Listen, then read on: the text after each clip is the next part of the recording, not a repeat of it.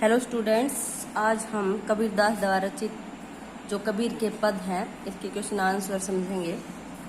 हमारा जो first question है, कबीर की दृष्टि में ईश्वर एक है, इसके समर्थन में उन्होंने क्या तर्क दिए हैं। कबीर की दृष्टि में जो भगवान है, जिसको ईश्वर बोलते हैं, वो एक है और अपने इस मत के समर्थन में उन्होंने अनेक तर्क दिए हैं। फर्स्ट क्या है कि सब के लिए एक जल, एक वायु और एक ज्योति है, कबीर जी कहते हैं।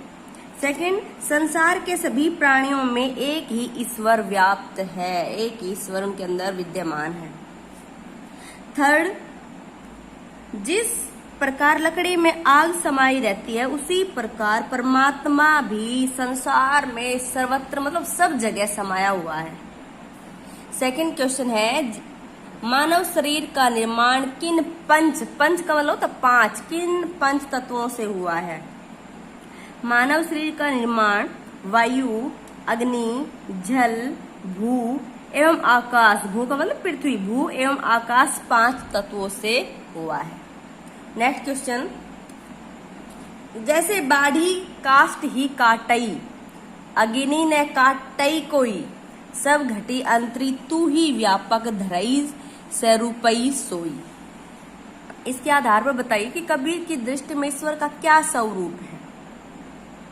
इन पंक्तियों के आधार पर कहा जा सकता है कि कबीर की दृष्टि में जो ईश्वर है वो सर्वव्यापक है, सब जगह विद्यमान है और जिस प्रकार लकड़ी में अग्नि समाई रहती है वैसे ही परमात्मा भी संसार में व्याप्त है, सभी प्राणियों में वो विद्यमान बसा हुआ है और संसार के सभी जीवों में विभिन्न आकार में वही परम तत्व स्वरूप धारण किए हुए है। कबीर की दृष्टि में ईश्वर अकाट्य है, अमर है, अजर है और वो सर्वव्यापक है, सब जगह वो विद्यमान है।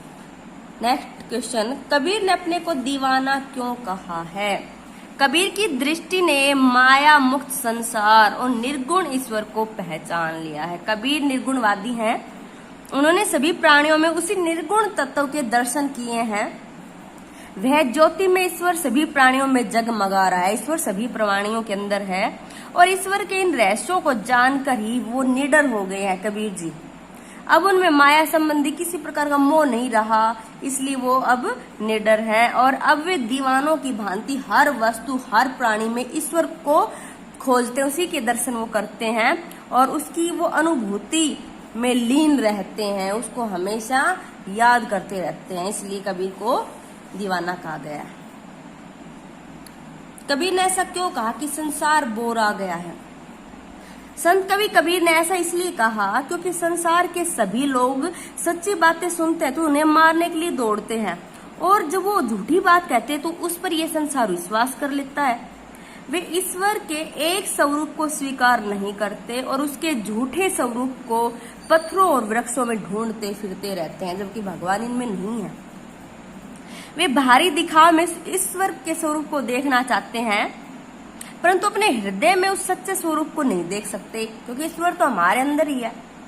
इन्हीं कारणों से कबीर ने जगत को बोराया, मतलब वो पागल हो गया, बोराया हुआ कहा है। कबीर ने नियम और धर्म का पालन करने वाले लोगों की किन कमियों की ओर संकेत किया है। नियम और धर्म का पालन करने वाले जो लोग हैं वो स्नान कर आसन जमाकर बैठ जाते हैं, किंतु आत्मज्ञान मतलब खुद की खबर न होने के कारण, आत्मज्ञान न होने के कारण वे पत्थरों और वृक्षों को पूजते रहते हैं, उनमें भगवान को ढूंढते रहते हैं। उन्हें यह ज्ञान नहीं है, उन्हें यह पता नहीं कि ईश्वर कहीं बाहर नहीं बल्कि हमारे अंदर, हमारे हृदय के अंदर वो निवास करता है। वे मूर्ति पूजा और ग्रंथों को पढ़ने के कारण अहंकारी तो बन गए, उनको घमंड तो हो गया, लेकिन वो जो सार तत्व है उसको भूल गए हैं कि ईश्वर तो हमारे अंदर विद्वान है। अज्ञानी, नेक्स्ट क्वेश्चन, अज्ञानी गुरुओं की शरण में जाने पर शिष्यों की क्या गति होती है। जब शिष्य ज्ञानी गुरुओं की शरण में जाते हैं तो जो गुरु हैं वो अपने साथ साथ उन शिष्यों को भी संसार रूपी सागर में डुबो लेते हैं, क्योंकि उन्हें मोक्ष की प्राप्ति नहीं होती है, उन्हें खुद ही ज्ञान नहीं होता तो अपने शिष्यों को क्या ज्ञान देंगे। वे संसार में भटकते रहते हैं और अंत समय में उन्हें पछताना पड़ता है। बाह्य आडंबरों की अपेक्षा स्वयं को पहचानने की बात किन पंक्तियों में कही गई है, उन्हें अपने शब्दों में लिखिए। बाह्य आडंबरों की अपेक्षा जो आत्मा को पहचानने की जो पंक्ति है वो है कि आत्म मारी पखा नहीं पूजे, उनमें कछु नहीं ज्ञाना, साखी शब्दई गावत भूले, आत्म खबरी न जाना।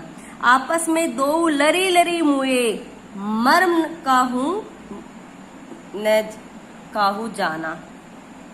कबीर जी ने इन पंक्तियों में बताया है कि मनुष्य को पत्थर और पेड़ पूजने के लिए, तिलक लगाने आदि बाह्य दिखावे उनको त्याग कर अपने सच्चे मन से ईश्वर को याद करना चाहिए। और केवल साखी और शब्द पढ़ने से मात्र से भगवान की प्राप्ति नहीं हो सकती। अपने हृदय में सच्चे मन से अगर हम जाकर देखें तो परमात्मा की अनुभूति हो सकती है। सभी जातियों के लोगों में एक ईश्वर निवास करता है, इसलिए आपसी झगड़े और भेदभाव को भूलकर हमें अपने जो आत्म तत्व है, अपना आत्म ज्ञान को हमें पहचानना चाहिए। Thanks students. मेरे चैनल को लाइक कीजिए, सब्सक्राइब कीजिए और कमेंट्स कीजिए।